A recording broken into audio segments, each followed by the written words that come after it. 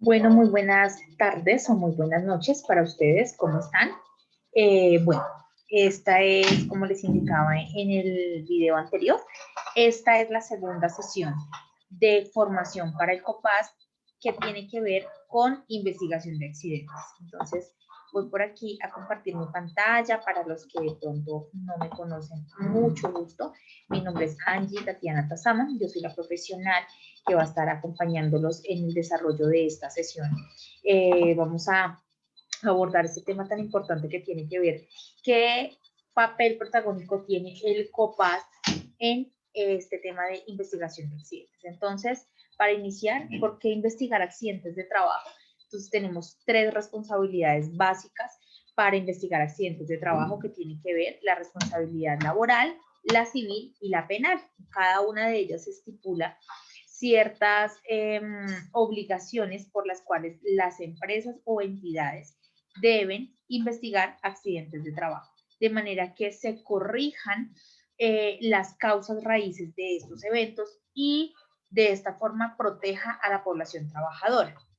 Entonces, quisiera como abordar este tema aclarando que la investigación de accidentes nunca va a pretender buscar culpables, aunque se hayan cometido actos inseguros y aunque el acto inseguro haya sido tremendamente inseguro, no es la finalidad del proceso de investigación. La finalidad del proceso de investigación es permitir encontrar las causas que originaron el accidente de trabajo o el incidente para prevenir su repetición. Entonces, quiero que de pronto en la sesión voy a estar repitiendo mucho esta parte para que quede muy clara que no es buscar culpables, no es quién tuvo la culpa y por qué. Evidentemente puede haber fallas humanas, por eso la norma técnica colombiana los cataloga como actos inseguros que también se deben corregir, pero esta no es la finalidad de la investigación de los accidentes. ¿Listo? ¿Qué dice la resolución 1401? Que la investigación de los accidentes se lleva a cabo para prevenir la ocurrencia de nuevos eventos, para mejorar la calidad de vida de los trabajadores y esto va a repercutir en un aumento de la productividad en las empresas. ¿Listo? ¿Qué se necesita para hacer investigación de accidentes? Contar con información real, analizar las causas de los incidentes y los accidentes, generar las acciones correctivas, mantener actualizadas las estadísticas de accidentalidad y con estos cuatro factores podemos combinarlos para dar lugar a una buena investigación de accidentes. Entonces, definiciones. Pues, digamos que quiero abordar primero el tema desde el punto de vista normativo y desde el punto de vista del marco teórico para que podamos entender y dimensionar un poquito qué es la investigación de accidente y cómo en Colombia se tiene que llevar a cabo acorde a la normatividad actual. Entonces, ¿qué es una condición insegura? Ustedes lo pueden leer acá, es una fuente, situación o acto que tiene todo el potencial de causar daño en la salud de los trabajadores, los equipos o en las instalaciones. Ahora, en palabras de pronto un poquito más resumidas, ¿qué es una condición insegura? Es aquella, perdón, es aquella que encontramos en el entorno, es aquella que está alrededor del trabajador. Pero cuando hablamos de un acto inseguro, de pronto por los muñequitos que están acá ustedes se pueden guiar, es aquel que ya comete el trabajador, ¿sí? El funcionario, el contratista, el visitante. Entonces, el acto inseguro es, la norma dice, que es toda actividad voluntaria por acción o por omisión que conlleva la violación de un procedimiento, norma, reglamento o práctica segura. Es cuando voluntariamente una persona se expone a someterse a algún tipo de peligro. Ejemplo, pasarse un semáforo en rojo, ¿sí? Ejemplo, un peatón que no cruce por el puente, sino que se lance en una avenida para correr, ¿sí? Y cruzar la avenida corriendo. Esto se considera un acto inseguro que voluntariamente la persona tomó la decisión de hacerlo pensando que de pronto le iba a generar algún bien. ¿Listo? En cuanto a incidente, ¿qué es un incidente? Entonces la resolución 1401 nos lo establece como un suceso acaecido en el curso del trabajo o en relación con este, que tuvo todo el potencial de ser un accidente en el que hubo personas involucradas, pero no se presentaron lesiones o daños a la propiedad o a la pérdida de los procesos. Los incidentes, por eso es tan importante investigarlos, porque aunque no hubo daño a la propiedad ni lesiones personales ni pérdida en los procesos, si se llega a presentar otra vez ese incidente, puede ser que sí se genere un accidente. ¿Sí? Entonces, un incidente siempre va a ser el aviso de un accidente, que de pronto no generó lesiones, de pronto no generó daños, es diferente, pero se considera un aviso de un accidente. Entonces, es lo que nosotros llamamos un casi accidente. Entonces, por ejemplo, aquí hay algunas ilustraciones, como casi se cae de la escalera, el vehículo se pasó el semáforo en rojo, se desprendió una parte del material y le pasó cerca de la cara, lleva varios elementos con líquidos calientes en ambas manos. Entonces, aquí se combinan las definiciones de acto inseguro con incidente, ¿sí? O de acto inseguro con accidente, de condición insegura con incidente con accidente. Ahora, ¿qué es un accidente de trabajo? Entonces dice que es el que ocurre de un momento a otro, porque dice que es todo suceso repentino, que sobreviene por causa, es decir, la razón por la que el trabajador fue contratado, o con ocasión, algunas situaciones ocasionales que se den dentro de una jornada laboral, ¿sí? Algunas actividades puntuales que un funcionario esté ejerciendo por las razones que sean y que tengan que ver con la actividad económica para la cual él fue contratado y que produzcan en el trabajador una lesión orgánica, una perturbación funcional, la invalidez o la muerte. ¿Qué también es accidente de trabajo? Todo aquel que se produzca bajo órdenes del empleador. Entonces aquí es cuando vemos de pronto alguna directriz de hacer alguna función o llevar a cabo alguna función que de pronto no es la que el trabajador o funcionario desarrolla habitualmente y que por alguna razón se llegó a ocurrir un evento como un accidente de trabajo. Ejemplo, yo le pido el favor, como empleador, le pido el favor a Pepito Pérez que, no sé, que trapee el pasillo, estoy diciendo cualquier cosa, que trapee el pasillo, porque la persona de servicios generales no vino hoy y llovió, había llovido y él se puso a limpiar el pasillo, pero se resbaló. Probablemente no tenía los zapatos adecuados, no tenía la técnica adecuada, no lo hizo con los elementos adecuados. Eso se consideraría un accidente de trabajo por ocasión, es decir, sucedió en un caso puntual. ¿Y por qué se considera también accidente de trabajo? Porque fue una orden del empleado. ¿Listo? ¿Qué se considera también accidente de trabajo? La que ocurra en actividades recreo deportivas culturales que organice la entidad y que tengan el aval y tengan el respaldo de la entidad. ¿Qué no es accidente de trabajo? El que le ocurra al trabajador o funcionario desde su casa hasta el trabajo y viceversa, cuando se transporta por sus propios medios. Si el de empleador suministra el transporte, definitivamente sí es accidente de trabajo, teniendo en cuenta que está esa característica de suministro del transporte. ¿Listo? Cuando hablamos de accidentes de trabajo, se clasifican en leves, graves y mortales. La norma solo me da la definición de grave, ¿sí? Entonces se sobreentiende que lo que no es grave es leve y lo que no es leve ni grave es mortal. Esos son los tres escenarios posibles en caso de un accidente de trabajo. O es leve, o es grave, o es mortal. ¿Cómo hago para saber si es un accidente de trabajo grave? Aquí nos dice cuáles son los accidentes de trabajo graves, ya los vamos a ver. Y lo que no esté ahí es accidente de trabajo grave, a menos que el trabajador haya perdido la vida. Ahí ya estaríamos hablando de un tipo de accidente mortal. Entonces dice, fractura de huesos largos, ¿sí? Perdón, amputación de cualquier segmento corporal, 1. 2, fractura de huesos largos, 3, trauma craneoencefálico, 4, quemaduras de segundo y tercero, lesiones severas de la mano, 5, lesiones severas de la columna vertebral con compromiso de la médula espinal, 6, lesiones oculares que comprometan la agudeza visual, 7, y lesiones que comprometan la capacidad auditiva. Esos son los 8 escenarios en los que se puede catalogar un accidente como grave. Esto no lo va a catalogar la empresa, ¿sí? La empresa no va a decir, a mí me parece que no. Cuando el trabajador está siendo atendido, ya lo vimos en la otra sesión, por EPS, por ARL, por IPS, a donde el trabajador se haya remitido por su accidente de trabajo y deban cargarlo como un accidente de trabajo a la ARL, en ese orden ya el médico tratante determinará si es accidente de trabajo grave o no, ¿sí? Basado en esta normatividad. Aquí me dice que quemaduras de segundo o tercer grado, quiere decir que si alguien tiene una quemadura de primero, ¿es un accidente? Sí. ¿De trabajo? Sí. Si fue en el ejercicio de sus funciones, sí. ¿Es grave? No, porque aquí me dice que solamente se considera accidente de trabajo grave cuando son lesiones, cuando son quemaduras de segundo y de tercer grado. Primer grado no entraría como un accidente de trabajo grave. ¿Cuál es la diferencia? Ninguna en términos de atención y en términos asistenciales, ninguna. Pero en términos administrativos sí.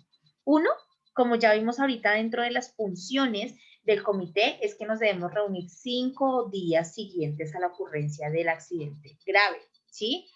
Y 2, se debe compulsar copia al Ministerio de Trabajo. Es importante que lo tengamos en cuenta. ¿Listo?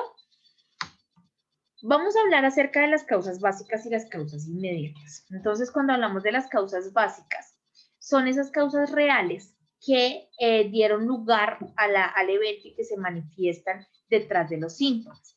Y las causas inmediatas son las circunstancias que se presentan justamente antes del contacto. Me devuelvo acá. Las causas básicas comprenden los factores personales y los factores del trabajo. Cuando hablo de factores personales, o más bien la norma habla de factores personales, se refiere a la contextura física y mental y al estado de salud mental de la persona accidentada. ¿Sí? Entonces aquí me van a preguntar el peso, la estatura, si tiene algún tipo de discapacidad, si tiene alguna enfermedad, si tiene alguna condición, tanto física como mental o psicológica. Ahora, en factores del trabajo ya se va por la línea de verificar a nivel empresa qué falló, a nivel entidad qué pudo haber ocasionado este evento, ¿sí? Entonces, por ejemplo, encontramos ingeniería inadecuada, es decir, las instalaciones, equipos, máquinas, herramientas no eran las adecuadas para ejecutar la labor. Liderazgo, supervisión insuficiente, de pronto se asignó una labor, una tarea y nadie supervisó, nadie se dio cuenta, nadie estaba enterado de que se estaba ejecutando de tal manera, ¿sí?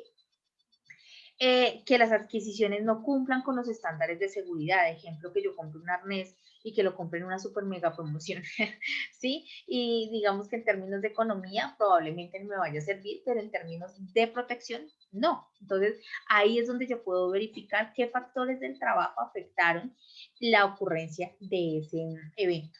Y en causas inmediatas ya nos vamos, dice aquí, que a esos motivos que se pueden presentar justamente antes del contacto. Ejemplo, actos inseguros y condiciones inseguras, que ya las vimos ahorita. Por eso era necesario que quedara claro el tema de actos y de condiciones inseguras. Entonces, actos inseguros, ¿qué hizo ese trabajador, ese funcionario, ese contratista para que se generara ese accidente de trabajo? Ahora, en condiciones peligrosas, que no lo norma como condiciones peligrosas, pero también lo vimos como condiciones inseguras. Entonces, ¿qué había en el entorno que favoreció la ocurrencia de ese accidente de trabajo? ¿Listo? Estas causas básicas y estas causas inmediatas ustedes las pueden encontrar en algo que se llama la norma técnica colombiana 3701. Ahí ustedes van a encontrar un listado de factores personales, un listado de factores del trabajo, un listado de actos inseguros y otro de condiciones inseguras, en donde ustedes pueden ir dependiendo del evento. Hago así porque en mi hacer yo lo que hago es que cojo la norma técnica colombiana y empiezo a chulear cuáles a mí me parece, de acuerdo a la información que tengo y al análisis previo que haya hecho, cuáles se ajustan a ese evento, ¿sí? Y de esa forma alimento la investigación de accidente, descartando cuáles no y cuáles sí, y ajustando esta información a la realidad de lo que sucedió.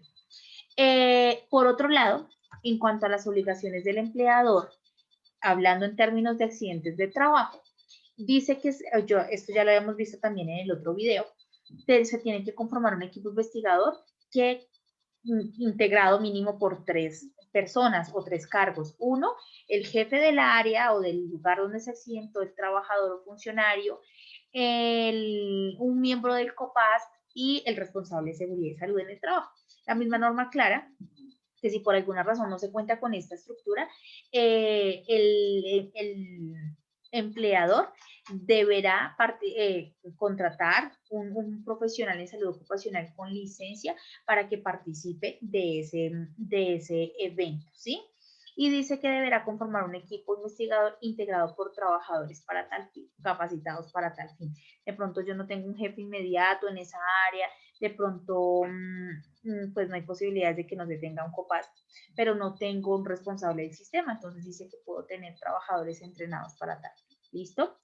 Funciones del equipo investigador. A, solicitar el formato de investigación. Todas las entidades deben tener un formato de investigación de accidente. Todas las entidades y empresas. Ahora, aquí dice como ver anexo de muestra. ¿Por qué? Porque esta es la cartilla de ARL positiva y las empresas pueden tomar como base el formato de ARL positiva para hacer sus investigaciones. En ningún lado está escrito que no. Si llegan a tener un evento grave o uno mortal, sí o sí deben utilizar el formato de la ARL a la cual se encuentren afiliados. Hay empresas que dicen o entidades que dicen, pues para qué voy a tener dos si finalmente el otro que tenga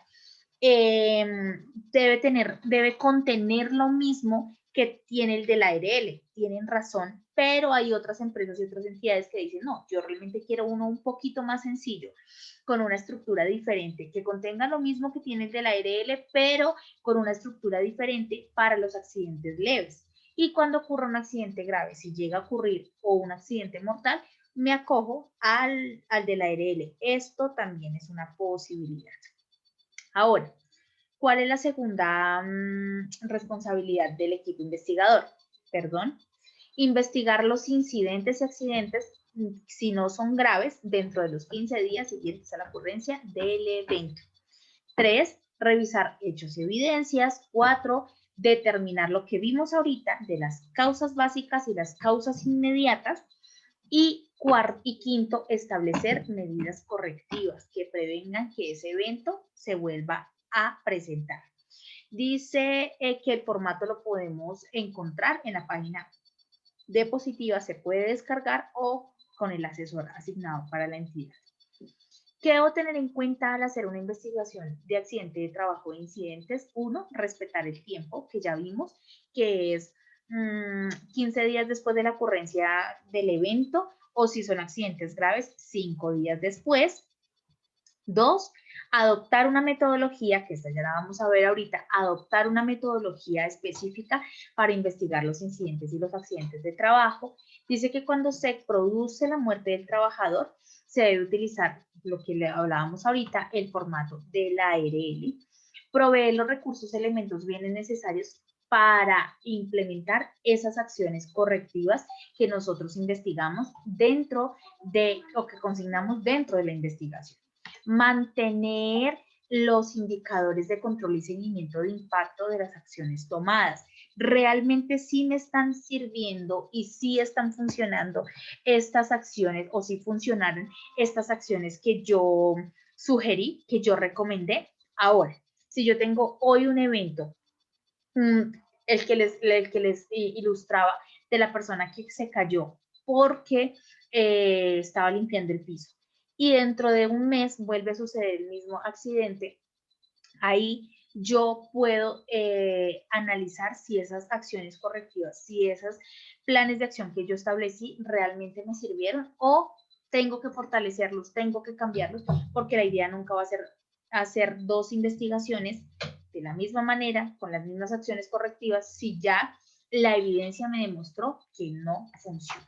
¿Listo?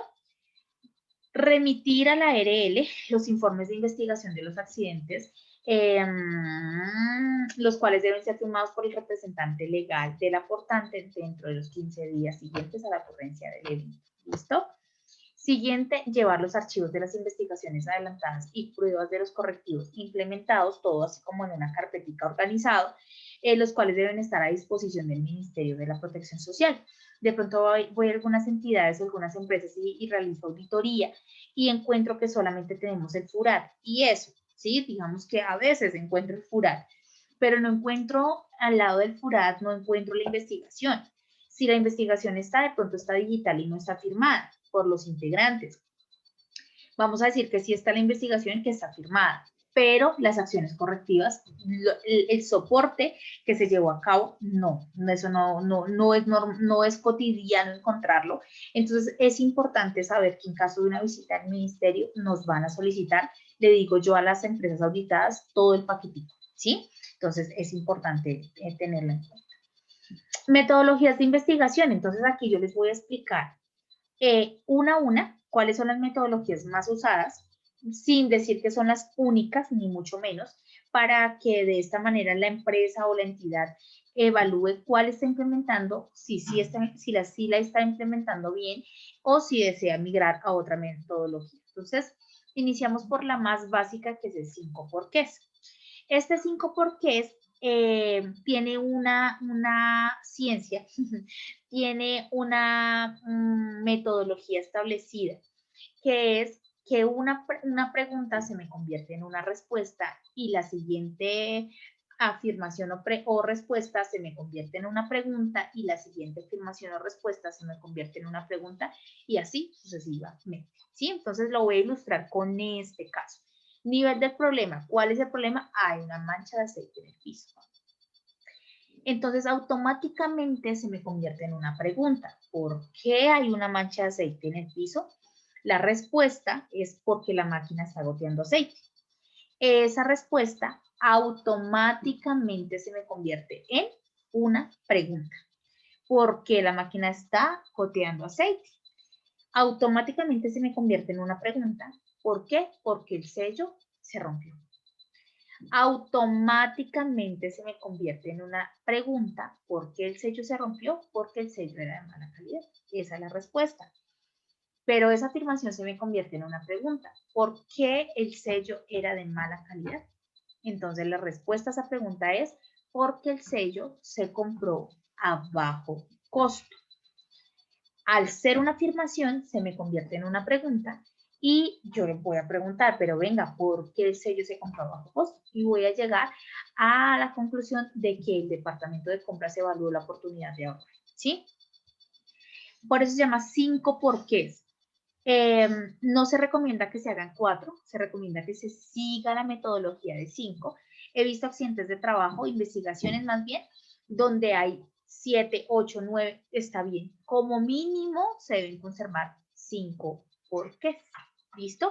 Y aquí estarían como las acciones correctivas de cada una de esas afirmaciones que a la vez se me convierten en respuesta, estarían aquí el nivel correspondiente de solución. ¿Listo?